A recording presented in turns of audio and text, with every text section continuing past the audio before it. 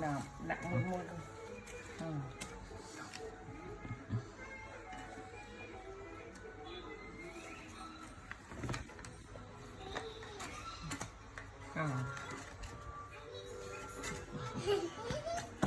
Chắc đã nè, năng đi tiên ạ. Nè đã. Phải đã thèm mới. Trôi hồn kè.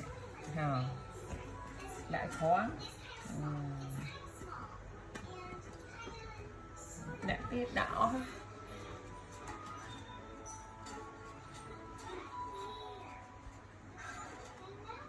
Tóc ấy, tóc nó nè.